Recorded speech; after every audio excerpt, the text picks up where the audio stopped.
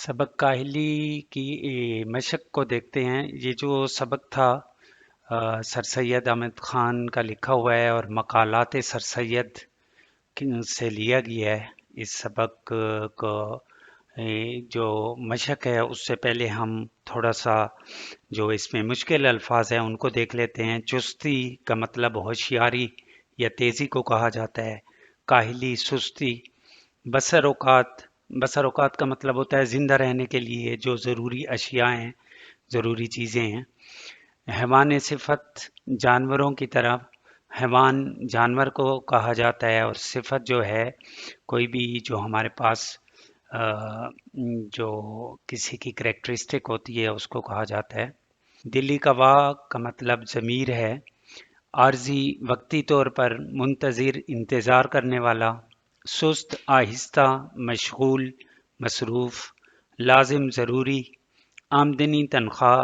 اخراجات ایسی چیزیں جہاں پر آپ کا خرچ ہو، جن چیزوں پہ اس کو اخراجات کہا جاتا ہے۔ مطلب ہے جیسے گھر کا سودا سلف ہم لاتے ہیں تو سودا سلف کی ہمیں قیمت دینی پڑتی ہے تو اس کو اخراجات کہا جاتا ہے۔ وحشیانہ، جانوروں کی طرح۔ بد سلیقہ، سلیقہ طریقے کو کہتے ہیں، بد برے کو کہتے ہیں، تو بد سلیقہ برا طریقہ۔ وزادار، وزادار کا مطلب ہوتا ہے ایسا انسان جو روایات کی پاسداری کرنے والا ہو، جو رسم و رواج کی پاسداری کرنے والا ہو، اس کو وزادار کہا جاتا ہے۔ مائل، مدعو کرنا۔ ولایتوں کا جو لفظ آیا ہے یہ ولایت سے نکلا ہے، جو ولایت کی جمع ہے، اور یہ ولایت کی جمع ہے اور اس کا مطلب ولایت کا مطلب ہوتا ہے بیرون ملک۔ وحشت پنے، جنگلی پن، مطلب ہے بربریت جس کو ہم کہتے ہیں۔ رفع ہونا، ختم ہو جانا۔ مستعدی، چستی، توقع، امید۔ یہ وہ الفاظ تھے جو سبق میں کچھ مشکل الفاظ تھے۔ اب ہم جو اصل مشق ہے اس کی طرف آتے ہیں۔ اس میں جو پہلا سوال ہے ہمارے پاس، مختصر جواب دیں۔ سب سے پہلا جو سوال ہے الف، دل قوا کو بیکار چھوڑ دینے کا کیا مطلب ہے؟ دل قوا کہا گیا ہے ضمیر کو، تو اس سوال کا جو جواب ہوگا اپنے ضمیر کو اس بات پر راضی کر لینا کہ ہم نے کوئی کام نہیں کرنا یا سستی کرنا ہے، تو دل قوا کو بیکار چھوڑ دینے کا یہ مطلب ہے۔ دوسرا جو سوال ہے بے، انسان کب سخت کاہل اور وحشی ہو جاتا ہے؟ جو لوگ محنت مزدوری اور کوشش کر کے نہیں کماتے تو اس سے کیا ہوتا ہے، انسان جو ہے کاہل بھی ہو جاتا ہے اور اس کے علاوہ وحشی بھی ہو جاتا ہے۔ تیسرا سوال جیم، کسی نہ کسی بات کی فکر و کوشش میں مصروف رہنا کیوں لازم ہے؟ تو اس کا جواب ہوگا اگر ہم کوئی نہ کوئی فکر یا کوشش میں ہمیشہ مصروف رہیں گے تو اس سے ہم لوگ ایک تو سست نہیں ہوں گے اور دوسرا ہم ہمہ تن ہمیشہ چاق و چوبند یا چست رہیں گے۔ جو چوتھا سوال ہے دال، قوم کی بہتری کیسے ممکن ہے؟ تو اس سبق میں سر سید نے ہمیں یہ بتایا ہے کہ قوم کی جو بہتری ہے اسی چیز میں ممکن ہے کہ سب سے پہلے ہم اپنی قوم سے کاہلی کو ختم کریں۔ اگلا جو سوال ہے ہمارے پاس، سوال نمبر 2، سبق کاہلی کے متن کو مد نظر رکھ کر درست جواب کی نشاندہی سے کریں۔ الف، روٹی پیدا کرنے کے لیے نہایت ضروری ہے۔ اب اس میں جو ہمیں مختلف حروف دیے گئے ہیں، آرام، محنت، سفارش، خوش آمد، تو روٹی پیدا کرنے کے لیے محنت جو ہے ضروری ہے، تو جو ہمارے پاس دوسرے نمبر کا آپشن ہے اسے ہم ٹک کریں گے۔ سوال ہے بی، لوگ بہت کم کاہل ہوتے ہیں، تو اس میں بے فکر رہنے والے، خوش گپیاں کرنے والے، روزانہ محنت کرنے والے، خود میں مگن رہنے والے، تو اس کا جواب روزانہ محنت کرنے والے۔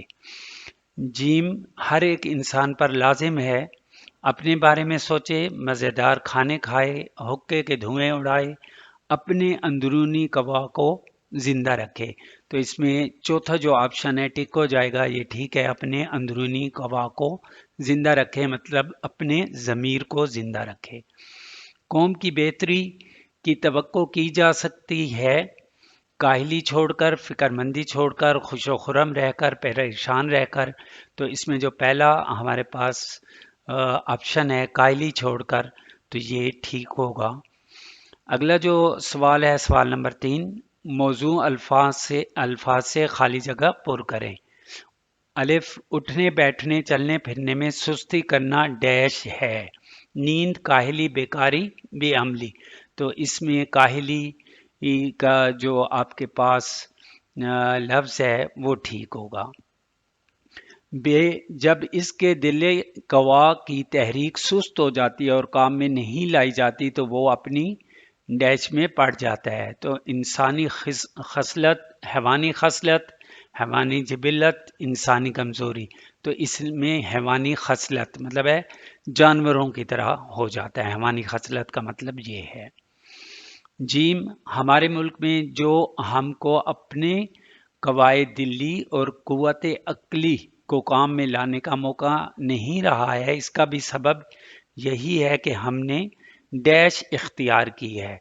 तो यहाँ पर काहिली, बेरारवी, कमारबाजी, तमाशबीनी के हरूफ आए हैं। तो इसमें जो काहिली है का लफ्ज़ ये ठीक होगा।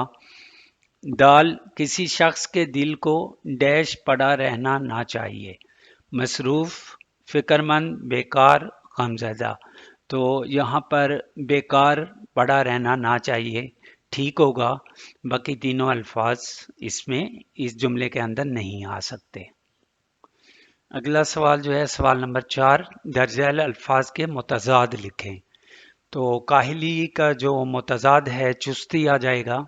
अकल, बेअकल, आर्जी, मुस्तकिल।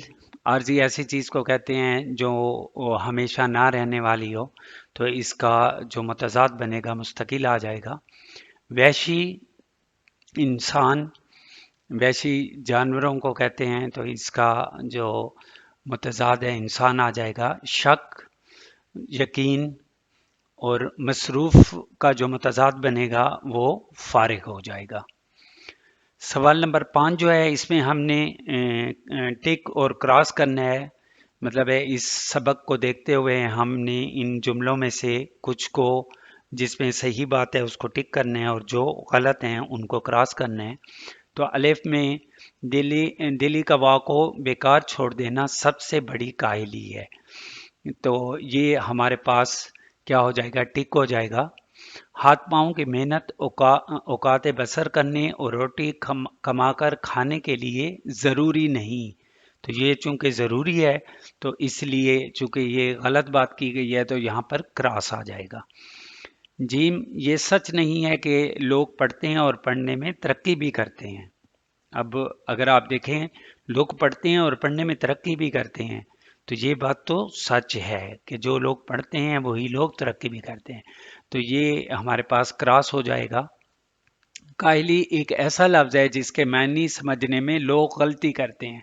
तो इस सबक में वाकई यही बताया गया है कि लोग ज़्यादातर यही समझते हैं कि सिर्फ काम ना करना काहली है, बल्कि इसके अलावा भी काहली हो सकती है।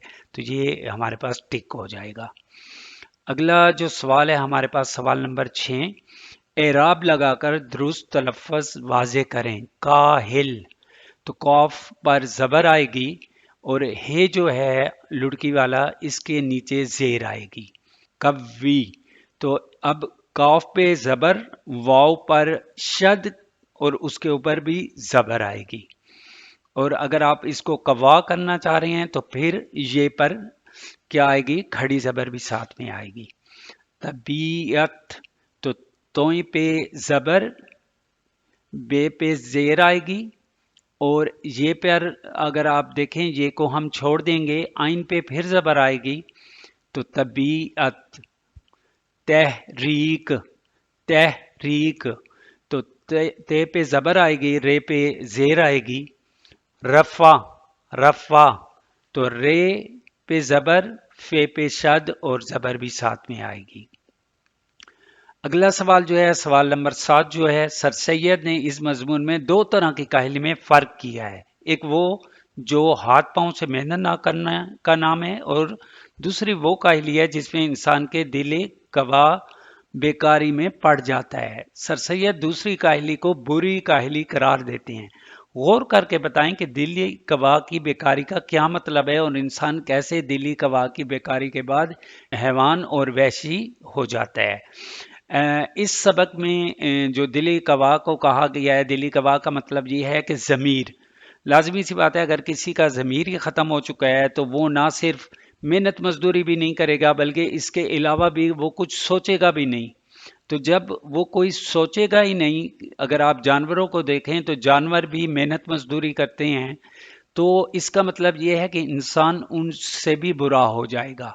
تو اس سبق میں اسی لیے سر سید نے ایسے لوگ جو دلی گواہ کی بیکاری میں پڑ جاتے ہیں، ان کو حیوانوں سے بھی بدتر کہا ہے۔ سوال نمبر 8 جو ہے، قوت عقلی وہ انسانی صلاحیت ہے جو ہر شے، ہر مشکل، ہر مسئلے کو سمجھنے اور سلجھانے کا قابل اعتماد ذریعہ ہے۔ کسی ایسے مسئلے کی نشاندہی کریں جسے آپ نے اپنی عقل کی مدد سے سلجھایا ہو۔ اگر ہم انسانوں کے بارے میں بات کریں تو انسان کی جو ذہنی صلاحیت ہے، لازمی بات ہے، کوئی بھی ہمیں مسئلہ آتا ہے تو ہم اپنے جو دماغ ہے، اپنے ذہن کے اس کے بارے میں سوچتے ہیں اور کوشش کرتے ہیں کہ اس مسئلے کو کس طرح سے حل کریں۔ اگر ہم انسان کی بات کریں تو انسان نے جب اس چیز کو دیکھا کہ ایک جگہ سے دوسری جگہ جانے میں بہت زیادہ ہمیں ٹائم لگتا ہے، جیسے ہم ایک ملک سے دوسرے ملک جاتے ہیں، تو انہوں نے اس چیز کے بارے میں سوچا کہ کوئی ایسی سواری ہونی چاہیے جو بہت زیادہ تیز ہو کہ جس میں ہمارا کم سے کم ٹائم لگے۔ تو اس میں انہوں نے کیا کیا، جہاز جو ہے ایجاد کیے، تاکہ ایک ملک سے دوسرے ملک میں، اگر ہم ایک شہر سے دوسرے شہر میں گاڑی پہ جاتے ہیں 4-5 گھنٹے میں سفر ہوتا ہے، لیکن اگر ہم وہی سفر 4-5 گھنٹوں کا ہوائی جہاز سے کریں تو ہم ایک ملک سے دوسرے ملک میں جا سکتے ہیں۔ تو اس طرح مطلب ہے، ہمیں جو بھی مسائل پیش آتے ہیں، جو بھی ہمارے لیے مسئلہ آتا ہے، تو اس مسئلے کو سلجھانے کے لیے ہم کیا کرتے ہیں کہ اپنی عقل کو اس کے اوپر لگاتے ہیں، اس کے بارے میں سوچتے ہیں تاکہ اس مسئلے کو حل کریں۔ اگر آپ نے ایک جگہ سے دوسری جگہ جانا ہے تو آپ سب سے پہلے یہ سوچتے ہیں کہ اچھا اس جگہ میں سب سے کم ٹائم میں کیسے پہنچ سکتا ہوں، پھر آپ یہ سوچتے ہیں کہ اچھا اس میں مجھے پیسے بھی کم سے کم لگانے پڑیں۔ تو یہ جو سوچ ہے انسان کی، یہ قوت عقلی کہلاتی ہے۔